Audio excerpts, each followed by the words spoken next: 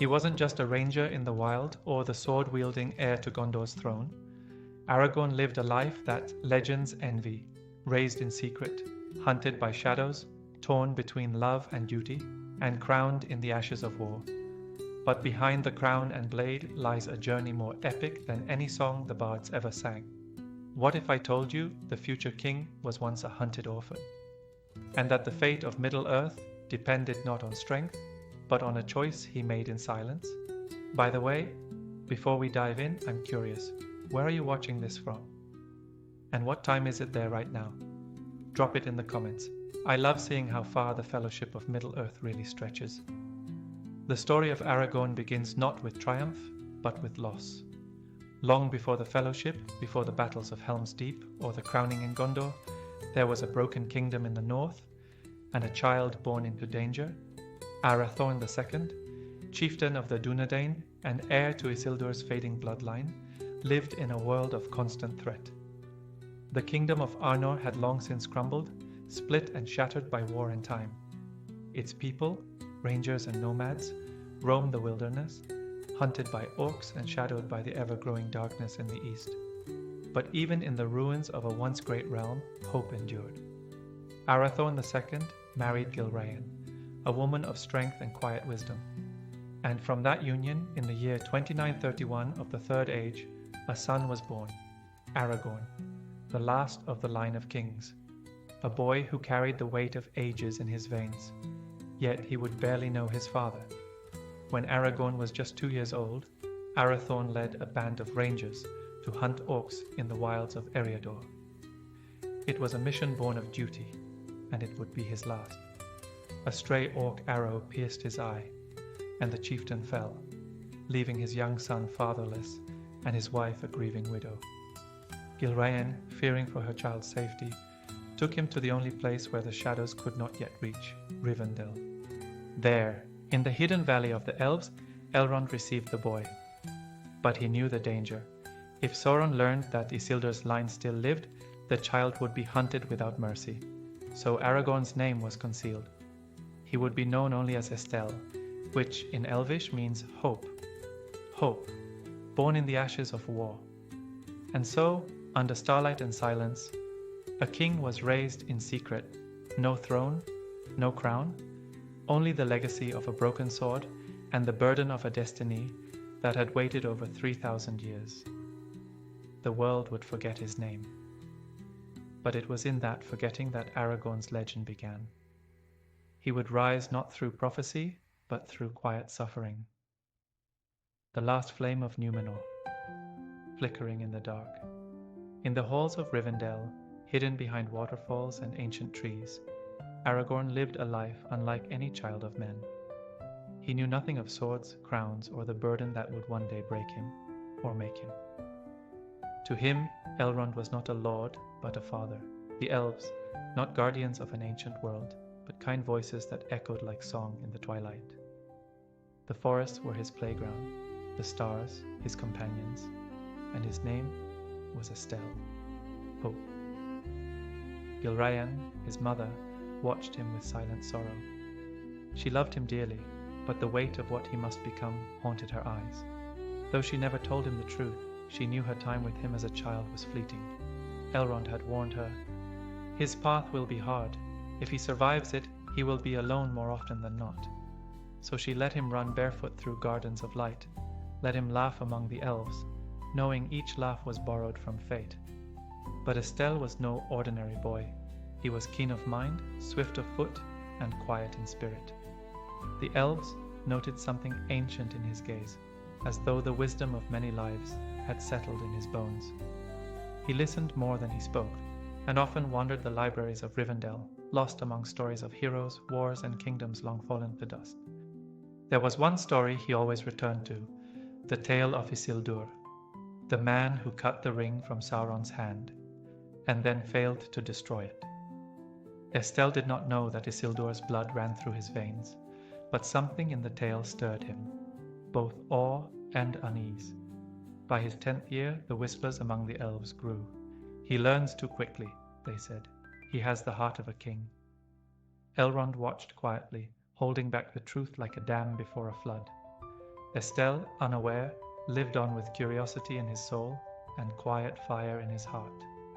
But even in the safe halls of Rivendell, the world outside was changing. Dark shapes moved in distant woods. Whispers of Sauron's return began to spread, and the shadow that had once claimed his father would soon be reaching for the sun. The days of innocence were numbered. Soon Estelle would have to meet Aragorn. By the time Estelle reached his 20th year, he had grown into a man of quiet strength and restless soul. His eyes, grey like storm-washed skies, held questions he could no longer ignore. Elrond saw it, Gilraen felt it. The time had come to unveil the truth. One evening, Elrond summoned him to a high chamber, lit only by candlelight and memory. No guards, no ceremony, just the Elf Lord and the young man he had raised like a son.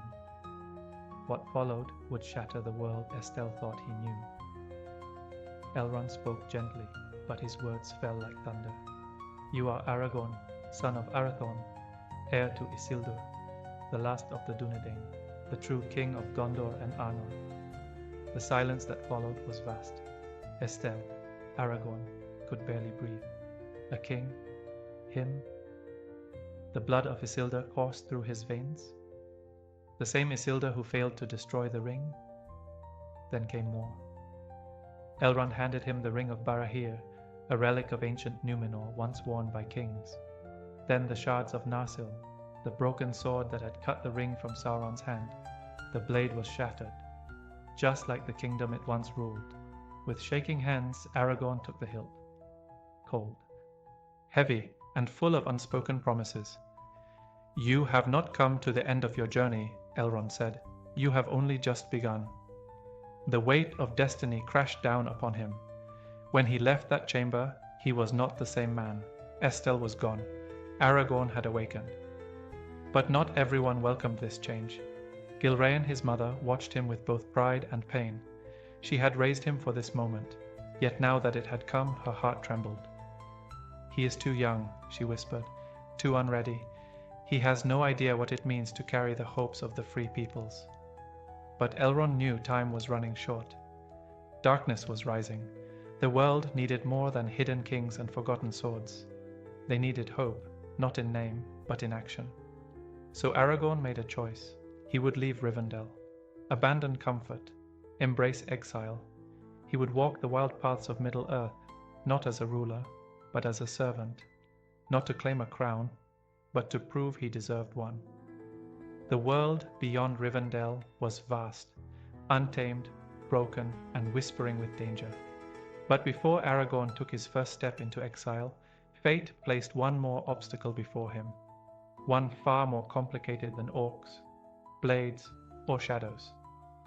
Her name was Arwen. She had returned from Lothlorien not long before. Daughter of Elrond, granddaughter of Galadriel, the even star of her people, immortal, radiant, untouched by time or sorrow. They met beneath the golden trees of Rivendell as the sun filtered through ancient branches. Aragorn, no longer Estelle, now stood in his full height, young, uncertain, with a fire in his spirit. And Arwen, she saw it. At first she looked upon him as one might a curious flame, something wild and fleeting. But the more they spoke, the more that flame grew. He spoke to her, not as a subject to royalty, but as a man who knew how fragile life truly was. Every glance he gave her carried the weight of time he didn't have. Arwen, centuries older, saw something rare in him, mortality wrapped in courage. And slowly, against both tradition and reason, she began to care. They walked together through Rivendell's quiet groves, speaking of stars, old songs, and what lies beyond the sea. But love, in Middle-earth, never comes without price. When Elrond learned of their growing bond, his heart grew heavy. She is of the Eldar. You are of the race of men, he said to Aragorn. Her fate is bound to the undying lands, yours, to death. Aragorn said nothing, but deep within a war had begun. How could he ask her to forsake eternity for a mortal life of hardship and war? How could he not, when every step away from her felt like tearing from his own soul? He made no promises to Arwen, not yet, But the seed was planted, and it would bloom over many long years, in hope, in sorrow, and in waiting. Then at last, Aragorn turned from the valley that raised him. With only a sword hilt, a heavy heart, and a future carved in shadow, he left Rivendell behind, and so began the long road of the Ranger, not as a prince, not as a hero, but as a man already at war with the world, with his bloodline, and with his heart. The world did not welcome Aragorn. Beyond the safety of Rivendell, Middle-earth was cracking under the weight of growing darkness. The whispers of Sauron's return had become quiet certainties. Shadows gathered in Mirkwood. Orcs bred in numbers unseen since the days of Mordor's fall. The free peoples were scattered, weary and leaderless. Aragorn, now 20, walked into this chaos with no army, no followers, only a broken lineage and a silent vow. He would not claim the throne by blood. He would earn it in exile. Disguised beneath cloak and hood, he took no titles. He became a wanderer, a huntsman, a ghost in the wild. To most, he was simply a man named Strider, worn, grim, and watchful. Few knew that the man sleeping in mud beneath the trees was the rightful king of Gondor, but that was how he wanted it. He traveled far, across the windswept plains of Rohan, through the tangled woods of Mirkwood, down into the sun-scorched lands of Harad. In every corner of Middle-earth, Aragorn left a footprint, sometimes as a guide, sometimes as a soldier, always as a shadow. He learned the tongues of many lands, the customs of kings and peasants alike. He hunted beasts that should have been legends. He defended villages that would never know his name. And in every quiet act, in every battle survived, he carved away the uncertainty within him. This was no prince on a quest. This was a man forging himself in fire. Yet he was never truly alone. The Dunedain, the rangers of the north, men of his own bloodline, still roamed the wild. They watched, waited, and guarded the land in secret. Slowly, quietly, Aragorn became their leader, not by declaration, but by action. Even in obscurity, his legend began to form. Children in Bree whispered about the tall man with the sharp eyes. Orcs learned to fear the ranger with the silent step. In the corners of taverns, his name passed in low voices, Strider, the man who always walked alone but never fell. But Aragorn did not seek glory. He was chasing something deeper. He was chasing worth. Because only by walking the long, brutal road of the forgotten could he ever hope to be the king the world had lost. Though Aragorn wandered far, the memory of Arwen Undomiel never left him. In the wild, where silence stretched endlessly and shadows hunted the unwary, her face returned to him like a dream he couldn't wake from. He thought often of her smile beneath Rivendell's starlit canopy, of the way her gaze steadied his soul. But love, for Aragorn, was not simple. It was a burden. One more impossible choice stacked upon the ones already haunting his bloodline. Unknown to him, Arwen too carried the weight of their bond. Elrond saw it in her silence, in the way she no longer smiled freely, in how she began to drift through Rivendell like a figure from another age, caught between immortality and the love of a mortal man.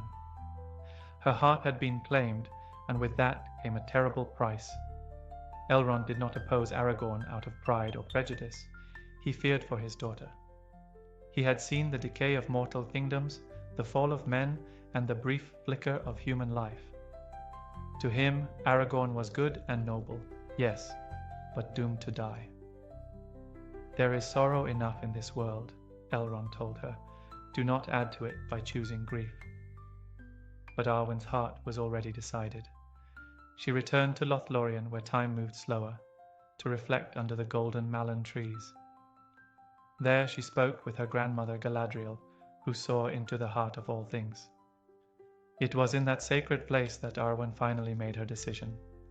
She would give up the immortal life of the Eldar. She would not sail west to the undying lands. She would stay. For Aragorn. Her choice was quiet, resolute, and irreversible. It was not a decision of impulse or fantasy, but of understanding. She knew she would know loss, that she would watch him age and die, that one day she would walk alone, and still she chose love, a love that spanned races, ages, and the bitter line between death and eternity. While Aragorn wandered, testing his body and spirit in war, Arwen had already passed her greatest trial. She had given up forever for a single lifetime beside him. Aragorn wandered for decades. He did not return to Rivendell. He could not. The memory of Arwen and the weight of his destiny made staying unbearable, and so he threw himself deeper into the wilderness, into the forgotten edges of the world, where kings were myths and duty had no witnesses. But Aragorn was not running. He was preparing. Under various names and disguises, he served kings and lords without revealing his identity. In Rohan, he rode under King Thengel, Theoden's father, fighting off Dunlending raids and proving himself a warrior of unmatched resolve. They knew him only as Thorongil, Eagle of the Star, a name that hinted at nobility but revealed nothing. Years later, he served in Gondor beneath Steward Ectelion, the father of Denethor. He wore no crown, but his command was respected like one. He advised in council, rode at the head of armies, and even led a daring assault against the corsairs of Umbar, setting their fleet ablaze. The people cheered his victory, then watched him vanish into the night. He did not stay for glory. He never did. Denethor, proud and suspicious, grew uneasy with this stranger, who seemed to know too much and commanded too well. And Aragorn, sensing danger, slipped back into the wild. But his legend lingered. In both Rohan and Gondor, songs were whispered of a captain with grey eyes and a forgotten name. One who came in silence and left only victory behind. But while men spoke of Thorongil in hushed admiration, Aragorn found no rest. His travels carried him to the far south, into Harad, where stars were strange and enemies unending. He fought, bled, and watched the cruelty of Sauron's long arms stretch even into those distant lands. He began to understand the world not just through the lens of power, but through its pain. He saw what war did to the weak, what fear did to the good, and why kingship, if ever it came to him, must be more than a title. It must be a service. He returned to the north older, leaner, hardened not just by sword, but by sorrow.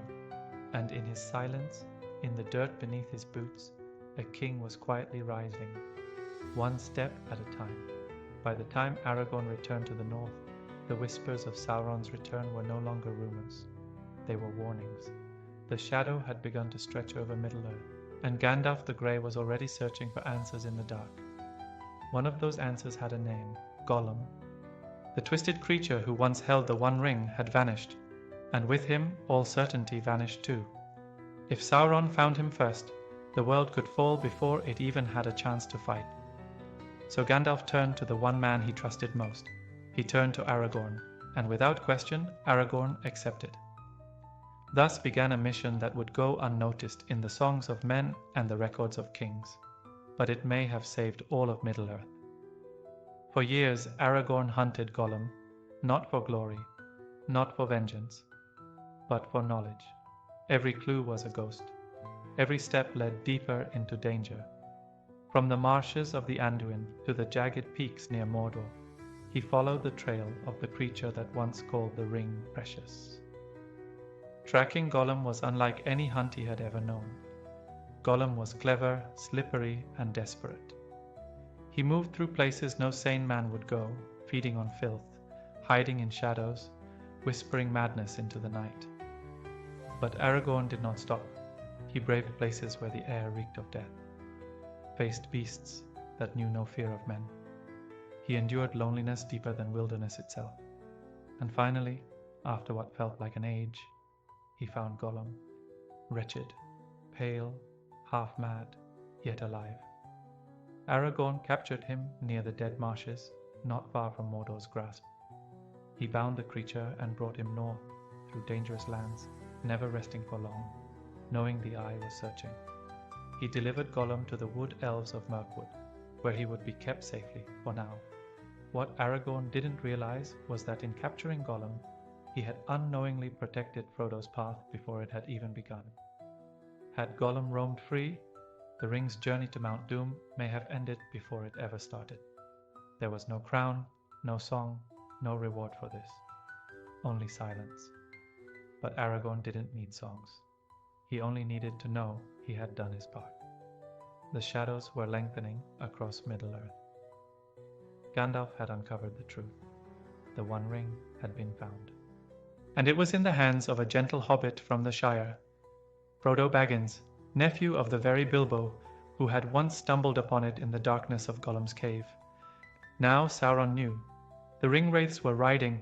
Time was gone, but Gandalf was delayed, and Frodo was walking blind into danger. So once again, the task fell to Aragorn. He rode for the village of Bree, a quiet, unassuming place where few paid attention to the larger currents of the world. He entered the prancing pony, hooded and silent, watching the door. When Frodo finally arrived, it wasn't under cover of secrecy. A clumsy accident caused the ring to slip onto his finger, and in a flash, he vanished.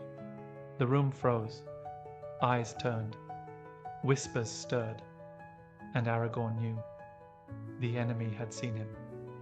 That night, in the shadows of a smoky inn, Strider revealed himself, not as a king, not as a hero, but as a man who had been watching Frodo for far longer than the hobbit realized.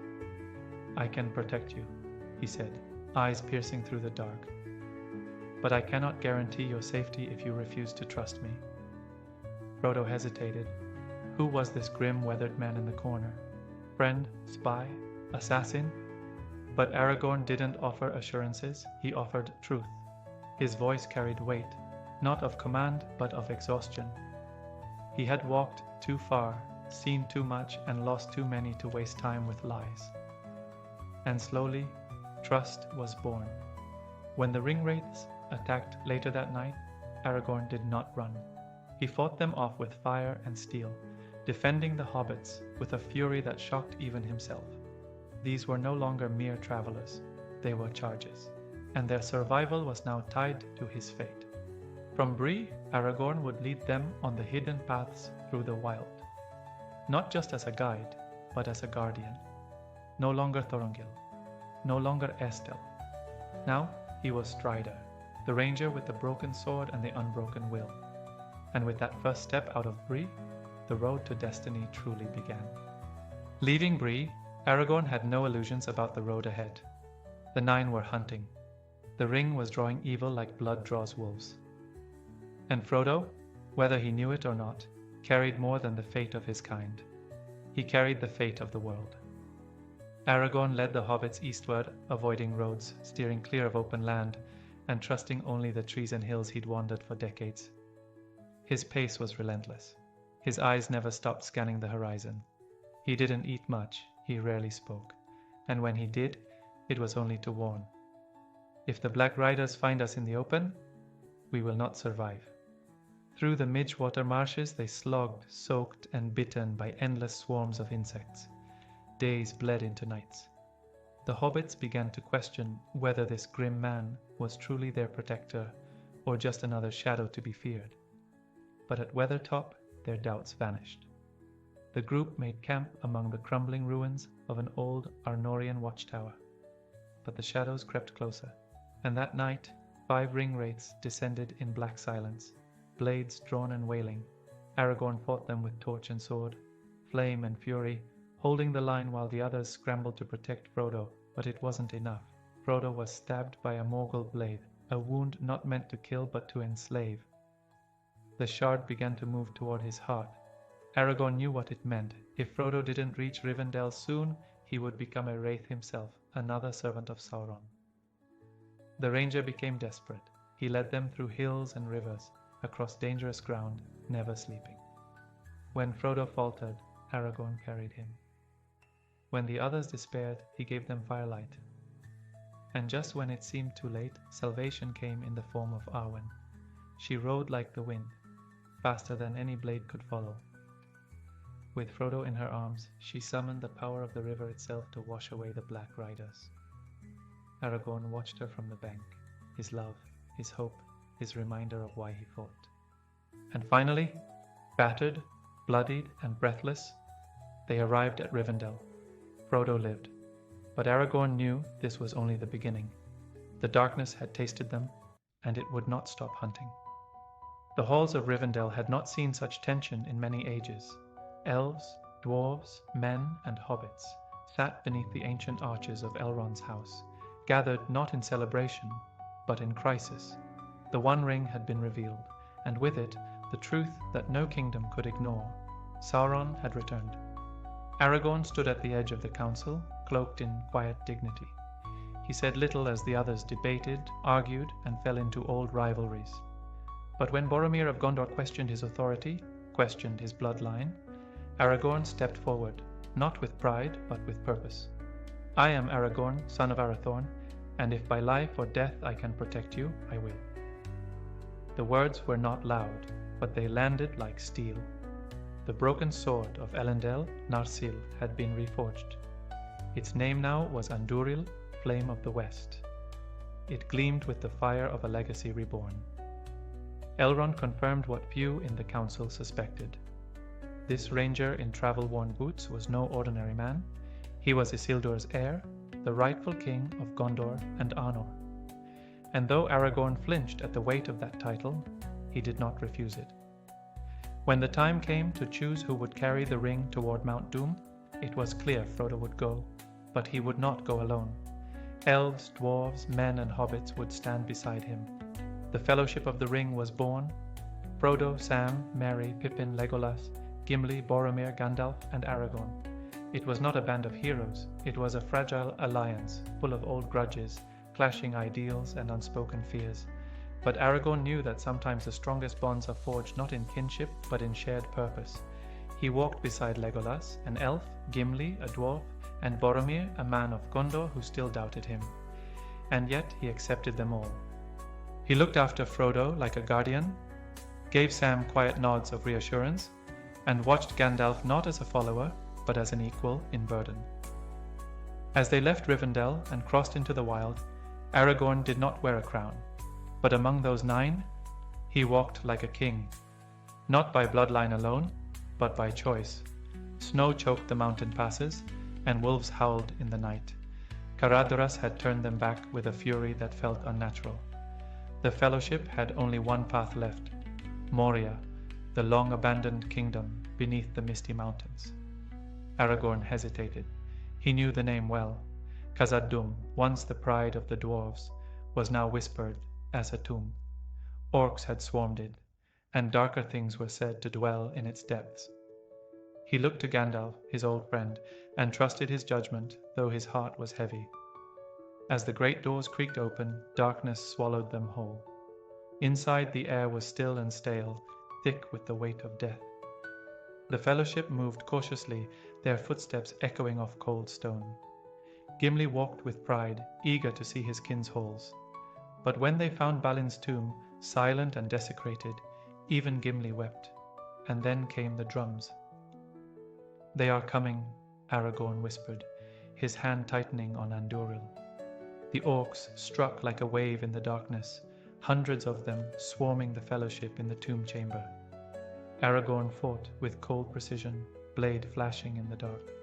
He defended Frodo with everything he had, striking down foe after foe, shoulder to shoulder with Boromir. But then, something deeper stirred, a sound like thunder, a shadow with fire for limbs, the Balrog of Morgoth. Even Aragorn, a man who had faced monsters and armies, felt fear crawl down his spine. This was no orc, this was ancient, older than the kingdoms of men. The Fellowship fled across the crumbling bridge of Khazad-dûm. Aragorn turned back only to see Gandalf stand against the beast alone. "You shall not pass!" The Balrog fell, dragging Gandalf with it. Silence. Horror. Grief. Aragorn did not have time to mourn. As the Fellowship stumbled out of the east gate into the sunlight, broken and breathless, they looked to him, not as a guide anymore, but as a leader, and he stepped forward, voice firm despite the pain. "We must move. Gandalf's sacrifice will be for nothing if we linger." In that moment, Aragorn changed. He was no longer just the watchful ranger, he was now the Fellowship's compass and its spine. After the terror of Moria, the Fellowship emerged into sunlight, but not into peace. Gandalf was gone. The wizard who had guided them from the Shire, who stood against shadow and flame, had fallen. The silence among them was heavy. Frodo walked in a daze. Sam clenched his jaw to keep from breaking. Even Legolas lowered his gaze. But Aragorn could not grieve. Not yet. He led them southward, through the trees of Lothlorien, the golden wood, where time itself seemed to slow. It was said that no evil could enter those borders, that the trees themselves whispered secrets older than stone. Here, at last, the Fellowship found rest. But for Aragorn, it was more than rest, it was memory. For in this ancient forest lived Galadriel, Lady of Light, and grandmother to Arwen. Aragorn stood before her not as a ranger, but as a man who carried both love and legacy in his heart. Galadriel looked into him, not with judgment, but with understanding. She saw the boy raised in secret, the man burdened by fate, the heart still tethered to her granddaughter. She has chosen, Galadriel said gently. The path of the Even Star is now bound to yours. Aragorn said nothing. He didn't need to. He had carried that knowledge like a hidden flame for years. Now it flickered brighter, both a comfort and a curse. While others in the Fellowship received gifts from the Lady, Aragorn's gift was not given with fanfare. It was a simple sheath for his reforged sword, Anduril, and a look that pierced time. You are Isildur's heir, she said, not because of your blood, but because you endure. In the quiet woods of Lothlorien, Aragorn remembered who he was fighting for. Not just Middle-earth, not just Gondor, but for the chance that love could survive in a world drowning in war. He walked among the golden trees, thinking of Arwen's choice, the price she had already paid, the life she had given up for a future still uncertain. He vowed to be worthy of that sacrifice. The Fellowship would soon leave Lothlorien and head deeper into danger. But for one moment, Aragorn stood still, beneath golden leaves and eternal starlight, where time did not matter and hope still breathed. The Fellowship left Lothlorien with new gifts, rested limbs, and heavy hearts. Each boat glided silently down the river Anduin, the golden wood fading behind them. Ahead lay uncertainty, Mordor to the east, Gondor to the west, and danger in every direction. And within their company, the first cracks began to form. Boromir grew restless.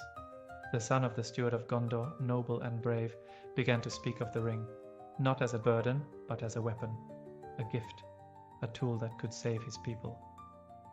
Aragorn saw the change. He saw the hunger building in Boromir's eyes, the way he looked at Frodo when he thought no one noticed. And still, Aragorn said nothing. Perhaps part of him hoped it was just fear. Perhaps part of him feared saying it aloud would make it real. But deep down he knew the ring was beginning to work its poison. At Amon Hen, the Hill of Seeing, the Fellowship's fragile unity finally shattered. Boromir confronted Frodo, demanding the ring, not in anger but in desperation. He saw Minas Tirith burning in his dreams. He saw his people dying, and he thought, this is the only way. Frodo fled. The moment Boromir realized what he'd done, it was already too late.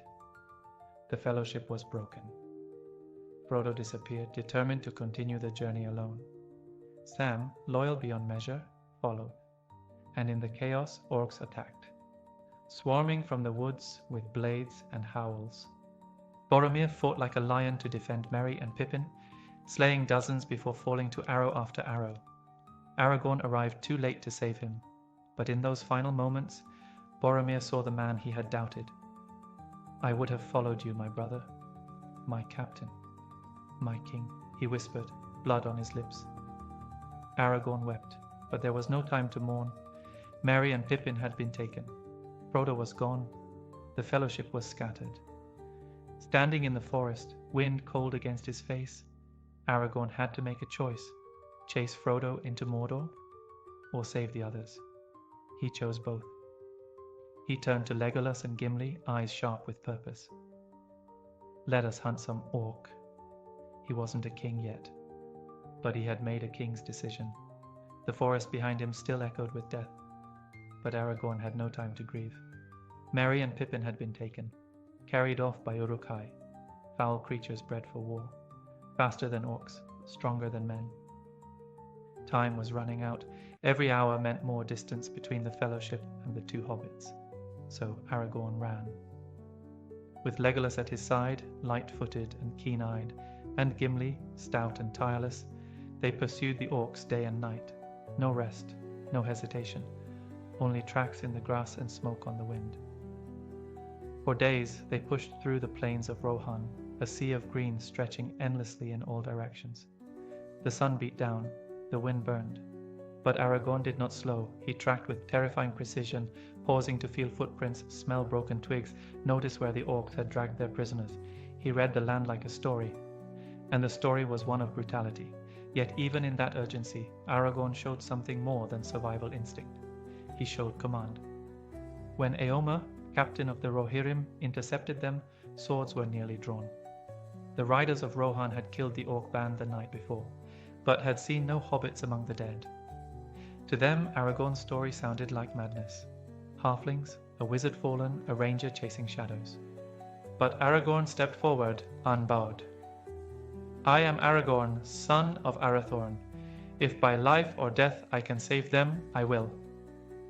There was steel in his voice, not arrogance, but authority, the kind that can't be taught, only forged through fire and failure. Eomer, sensing the truth in him, gave them horses. And so the chase continued. They rode harder than ever, pushing their mounts to the brink. And when they reached the battlefield where the orcs had fallen, Aragorn searched the remains with desperate hands. No hobbit bodies, no sign of Frodo. But the clues were there, small footprints, broken ropes, signs of escape. They're alive, Aragorn breathed. It was a whisper, but it hit like thunder. For the first time since the Fellowship broke, hope sparked again in his chest.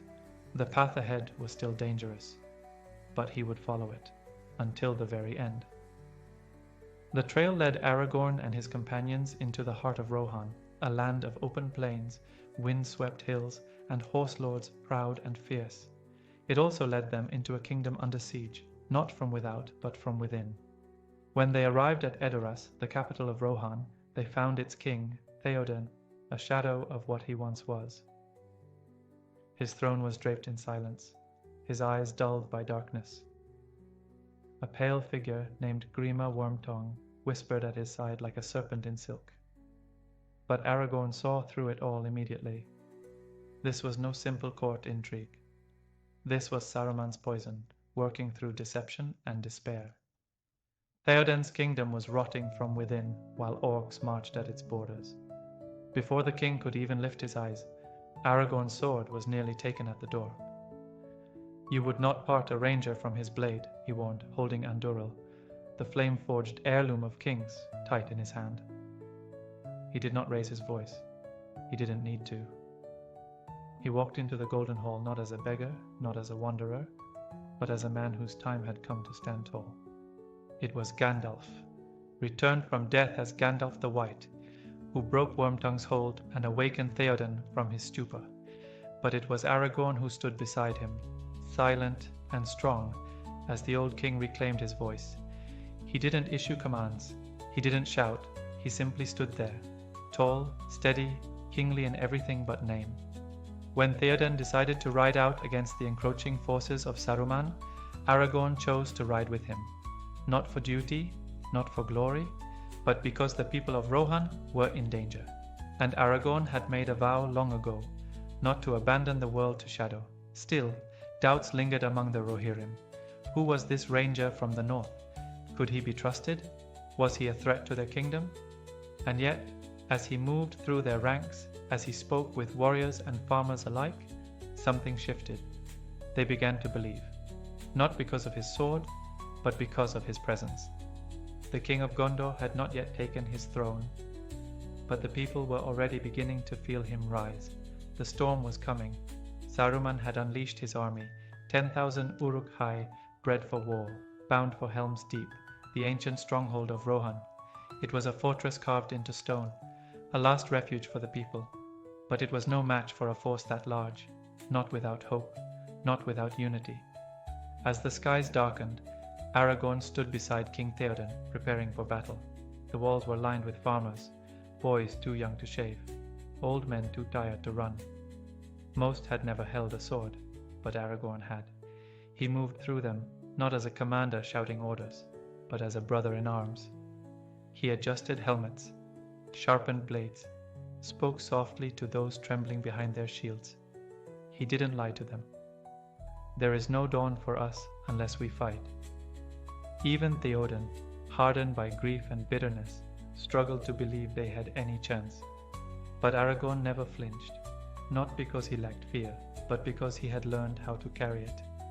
When the horns of war sounded and the Uruks marched through the rain, Aragorn was first to the front line, sword raised. He fought like a man possessed, not for glory, not for kingship, but for every soul huddled in the caves behind the walls. Side by side with Legolas and Gimli, he held the line as long as mortal hands could. He bled, he stumbled, he rose again. Arrow after arrow fell. The gates buckled, the walls shattered. And still, he fought. But even he knew it wouldn't be enough. Then, as night gave way to the thinnest edge of dawn, a horn sounded in the distance. Gandalf had returned. With him rode Eomer and the riders of Rohan, sweeping down the hill like a wave of light against darkness. The tide turned, the enemy broke, and the day, against all odds, was won. In the aftermath, the people of Rohan did not chant Theoden's name. They looked to Aragorn. He had no crown, no throne, but he had earned their hearts. The boy from Rivendell was gone. What remained was a leader no longer hiding from destiny, but riding straight into it. Helm's Deep had been saved, but Aragorn knew the war was far from over. Victory had come with a cost, and with a question. What would Saruman do next? But when Aragorn, Gandalf, Legolas, Gimli, and King Theoden rode to Isengard, they found something they didn't expect. They found it in ruins. The once mighty tower of Orthanc stood intact, but the grounds around it had been reduced to rubble and twisted steel. The rivers had flooded it, its forges were drowned. The Uruk-hai armies, gone. And standing in the middle of it all, like children who'd broken a toy too big to understand, were Merry and Pippin. The Ents, ancient tree-like shepherds of the forest, had marched to war. Led by Treebeard, they had torn Saruman's war machine apart from its roots. No spell or flame could stop them. But for Aragorn, the victory was not just strategic, it was personal. He had mourned Merry and Pippin. He had chased their captors across hundreds of miles. Now, seeing them alive, safe, and laughing over barrels of stolen pipeweed, something in him finally let go. The fellowship had not completely broken. Not yet. And then came the reckoning. Gandalf confronted Saruman, who remained locked inside Orthanc, bitter, proud, still poisoned by his belief in power. He had once been the leader of their order. Now he was a pawn of Sauron, or worse, his rival. Aragorn listened in silence as Saruman spat venom from his high perch. The wizard tried to bend Theoden's will, tried to shake Aragorn's confidence. But there was no fear left in the ranger's eyes, only resolve. Saruman's staff shattered. His power was broken. But still, Aragorn felt it. This was not the end. This was only a distraction. Sauron was moving in Mordor. The Eye was awake. And the ring was still out there, somewhere beyond the veil of fire and ash. Aragorn stood at the edge of the ruin, staring eastward. Victory over Saruman had given them breathing room, but breathing room wasn't survival. The war is not over, he said, and in his voice, for the first time, there was something that even kings feared: urgency. The tide of war was rising fast. Sauron had unleashed his armies. Gondor stood on the brink of siege. And though the victory at Helm's Deep had given hope, Aragorn knew hope alone would not win this war. They needed something more. That's when Elrond's sons came to him, bearing a message from their father and a sword. Andril, reforged from the shards of Narsil, had already tasted battle. But now, Elrond had delivered another inheritance. "Take the Dimholt road," the message read. "The dead do not suffer the living to pass, but you are Isildur's heir." It was a path few dared even whisper about, a haunted realm beneath the White Mountains, where an ancient curse lingered, an oath broken, a king dishonored, a people damned to shadow. But Aragorn understood what was being asked of him. He had to summon the dead men of Dunharrow, ghosts of traitors who had once sworn loyalty to Isildur, then fled the field when the Dark Lord rose. In shame, they had been cursed to linger beyond death, until their oath was fulfilled, and only Isildur's heir could call them. Aragorn did not flinch. He turned from Theoden's muster and led Legolas and Gimli to the mouth of the mountain. Cold wind, black stone, no moon. Even Gimli, fearless among orcs and trolls, trembled. But Aragorn stepped forward into the darkness. Inside, the air was thick with silence. Whispers echoed with no speaker. Shadows flickered where no flame burned. And then they came, ghosts, pale, hollow-eyed, armed with weapons long rusted in the real world. They circled him, voices like wind on bone. "Who enters the domain of the dead?" Aragorn raised Andúril. Its flame gleamed not with fire, but with truth. "I am Isildur's heir. I summon you to fulfill your oath." The ghost hesitated. Centuries of shame held them back. But Aragorn did not waver. He looked them in the eye, not as a supplicant, but as a king. And they followed. From that moment, the fate of the war changed course. Aragorn had stepped into death and walked out with an army. The White City was burning. Minas Tirith, proud jewel of Gondor, stood under siege. The skies above it blackened with smoke and winged beasts. Catapults roared, orcs flooded the Pelennor fields, and in the heart of the storm, Gondor stood alone. But help was coming, and with it, a ghostly vengeance. While Theoden and the riders of Rohan charged into battle, breaking the orc ranks with thunder and blade, Aragorn took a darker road. Sailing up the river Anduin, he came not with banners, but with silence. The ships of the corsairs of Umbar, allies of Sauron, blackened the horizon.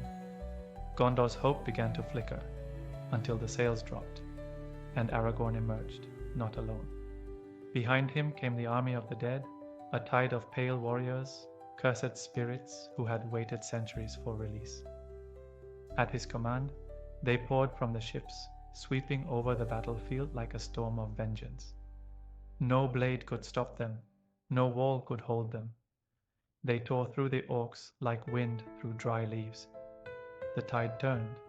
What had seemed like Gondor's final hour became its salvation. Aragorn fought not from behind the lines, but in the thick of it, his sword, Andúril blazing, cutting down foes with terrifying speed. To those who saw him, he looked like a figure from legend, tall, grim, eyes burning with purpose. He called men to rally. He lifted fallen warriors to their feet. He didn't order them forward, he led them. When the battle was done and the field lay covered in blood and ruin, Aragorn turned to the ghosts. Their oath was fulfilled, and with a single word he released them. Be at peace. The spirits faded like mist in sunlight, and with them the shadow of ancient shame. Gondor had been saved, but the war was far from over. In the aftermath, men turned to Aragorn, not just as a warrior, but as something more, a symbol. The blood of kings flowed in his veins. But it was his choices, not his crown, that made them follow him. For the first time, in the eyes of Gondor, the king had returned. Gondor stood, but barely. The battle of Pelennor Fields had ended, yet Aragorn knew it was only a reprieve.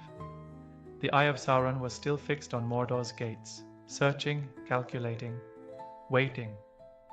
The ring was still out there, hidden but not safe, and time was running out. Aragorn gathered the leaders of the free peoples, Gandalf, Eomer, Imrahil, and others. He offered a plan so bold it bordered on madness. They would march on the Black Gate, not to win, but to distract. The goal was simple: draw Sauron's eye away from Frodo. Give the ring-bearer the smallest chance to reach Mount Doom. It was a suicide mission wrapped in strategy. And Aragorn never blinked. "Let us draw his gaze even if we cannot hold it," he said. "We must give hope a chance." He marched with an army of 6,000. Against Mordor's legions, it was a whisper in the wind. As they approached the Black Gate, the Morannon, the land itself seemed to recoil. The sky turned red. The wind stank of sulfur and ash. Shadows moved with hunger. Still, Aragorn rode at the front. At the gates, they were met by the mouth of Sauron, a twisted herald with eyes like cold flame. He jeered, taunted, showed them Frodo's mithril coat and elven blade, claiming the ring-bearer was captured. Aragorn said nothing. Then he drew his sword, and in one swift stroke, he cut off the mouth's head. "I do not believe you," he said. With that, the armies of Mordor poured forth, tens of thousands, orcs, trolls, beasts of war, a black tide against a stone of hope. But Aragorn stood firm. Atop a hill of shattered stone, with death surrounding him, he turned to his men. "Hold your ground, hold your ground." His voice rang like a bell of war and destiny. "A day may come when the courage of men fails, but it is not this day." And with a cry he led the charge, into death, into legend, not as a king seeking glory, but as a man giving everything so that 2 hobbits could finish what no one else could. The Black Gate exploded into chaos. Orcs and trolls clashed with the last army of the West.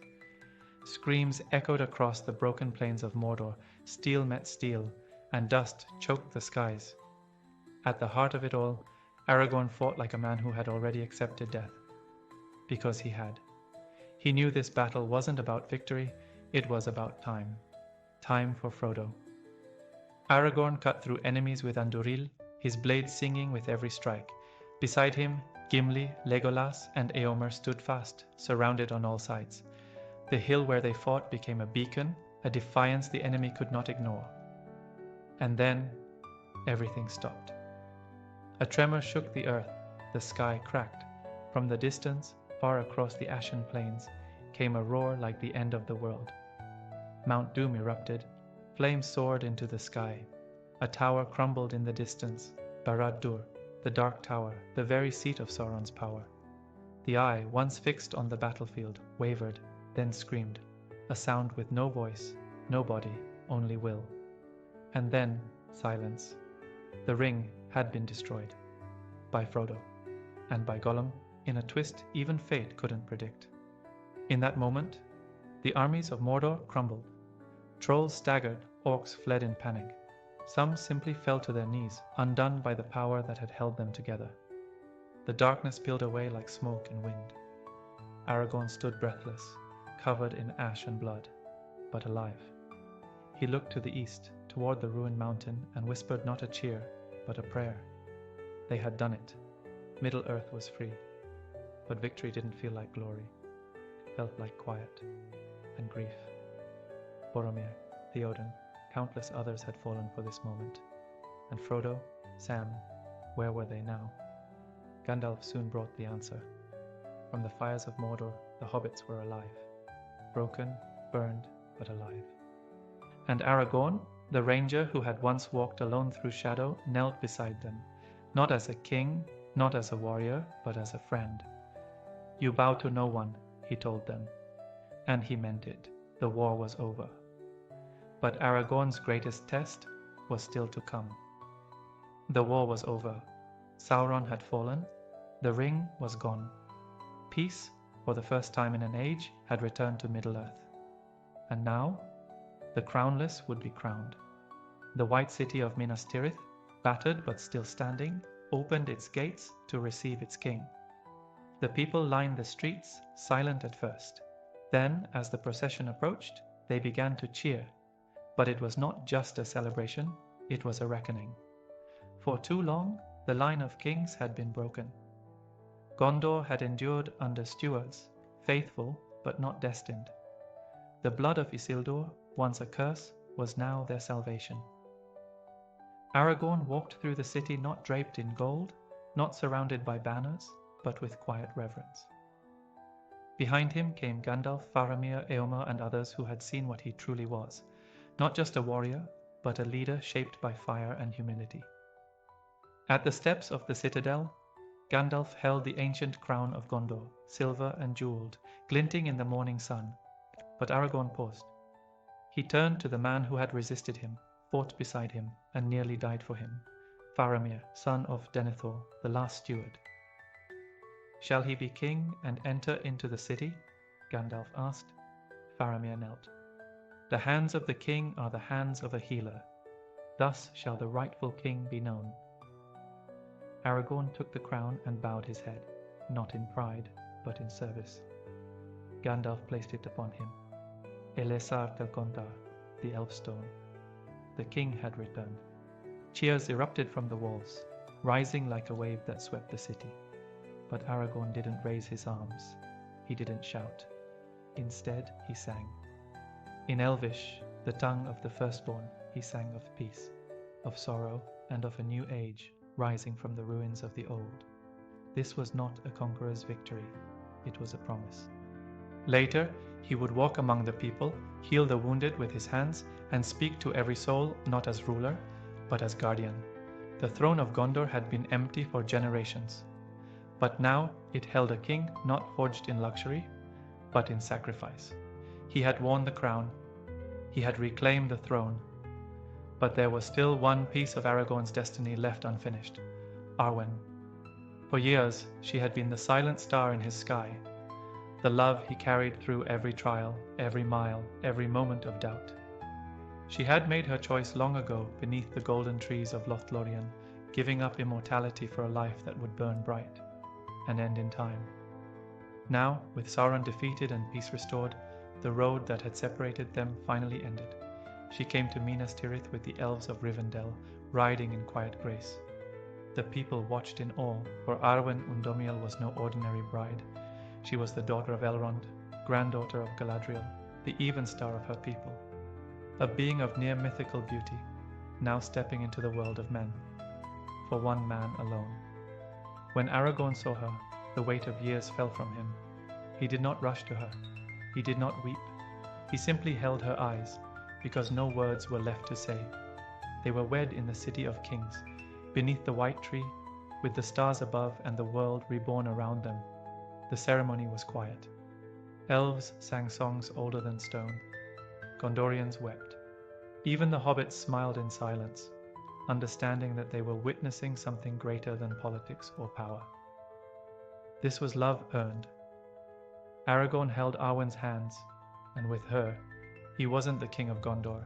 He was simply the boy from Rivendell, the ranger who walked in shadow, the man who endured, not for a crown, but for the chance to stand beside her. Their wedding did more than bind two hearts. It united the realms of men and elves, bridging the two worlds for the last time before the elves sailed west. Elrond, Arwen's father, watched with quiet sorrow. But even he, at last, saw what his daughter had chosen, not just mortality, but meaning. From that day on, Arwen became queen of the reunited kingdom, and Aragorn, once called Estel, Hope, now lived not just as a king, but as the man who had made hope real. Aragorn ruled wisely and long. Under his reign, Gondor and Arnor were reunited. Peace spread across the lands that had once been torn by shadow. The white tree bloomed again.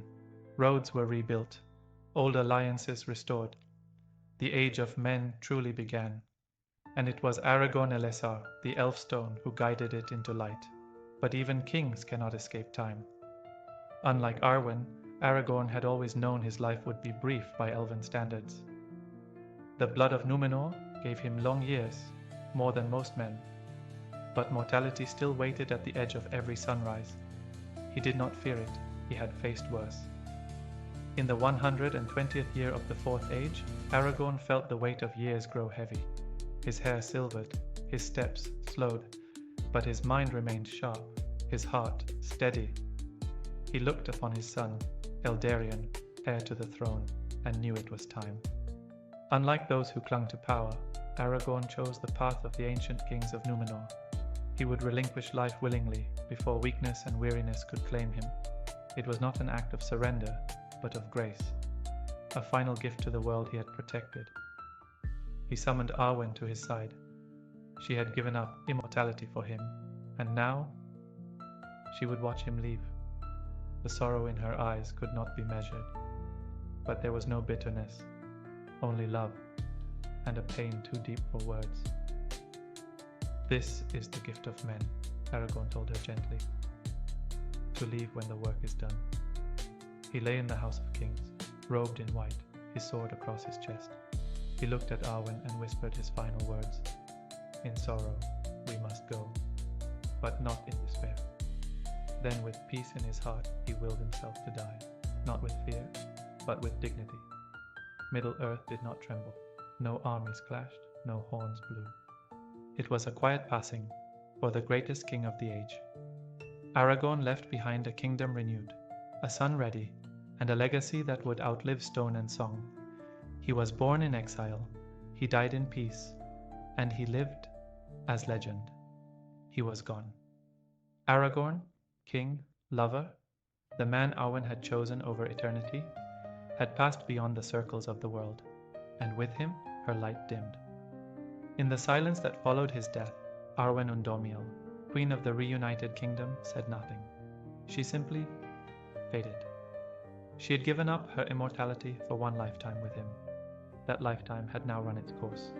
There would be no ship to Valinor, no healing in the west, no second dawn. The daughter of Elrond, born in starlight, now stood alone among the mortal world she had embraced. She gave her son Eldarion her blessing, quietly, with a mother's strength. And then she turned away from Minas Tirith, from the court, the crown, the white tree, and all the echoes of their life together.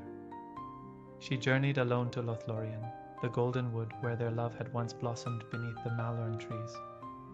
But the forest was empty now. The elves had sailed. The song had ended. The leaves had fallen. Only silence remained. There, among the roots of forgotten beauty, she laid herself upon the mossy hill of Serin Amra, the very place where Aragorn had first spoken his heart, long ago, where she had chosen mortality, not knowing what pain it would bring. She wore no crown, no jewels, only memory. And there she died. No grand ceremony, no weeping crowds, only the wind through golden leaves, whispering her name. Arwen. She was the last echo of the elves in Middle-earth, and her passing marked the final end of an age. Yet her love endures, not in the pages of history, but in the hearts of those who remember what it means to choose love over fear, sacrifice over comfort, mortality over forever. She and Aragorn became more than legend. They became the bridge between worlds, the end of the firstborn, and the dawn of the race of men. The days of the elves had ended. The ring was gone, the shadow of Sauron broken. And now, Aragorn was gone too. Arwen's light had faded. The fellowship had parted. The last great tales of the Third Age were now memories sung in halls and whispered by firelight. But Aragorn's legacy lived on, not in monuments or marble, but in the hearts of those who had followed him. His son, Eldarion, took the throne. He ruled with the same steady wisdom, the same quiet strength. The kingdoms of Gondor and Arnor remained united under the reunited kingdom, a symbol of hope made real. Across the lands, the name Elessar became more than a title. It became a reminder. That greatness is not born, it's forged. Forged in pain, sacrifice, love, and purpose. In the north, the Dunedain still kept watch over the wild places, guided by the memory of the ranger who became a king. In Rohan, they told stories of the man who fought beside their riders, uniting kingdoms through honor. In the Shire, 4 hobbits remembered a tall man with grey eyes and a soft voice who called them heroes when the world didn't know their names. And in Elven song, what few remained, Aragorn was sung not as a warrior, but as Estel, hope, the one who walked in shadow and chose the light, the one who stood not for himself, but for others. His story was not perfect. He doubted, he fell, he bled. But in every choice he made, he pushed back against the darkness, not with power, but with principle. And perhaps that's what made him worthy of the crown. Not that he claimed it, but that he never needed it to lead. Now, his sword Anduril rests in the halls of kings. The white tree still blooms, and the world he helped save moves on, quietly, peacefully. But sometimes when the wind brushes the stones of Minas Tirith just right, it's said you can still hear his voice. I am Aragorn, son of Arathorn, and I have kept no hope for myself. And so the tale ends, not with a war cry, but with the silence of a world rebuilt, and the echo of a man who became legend forever.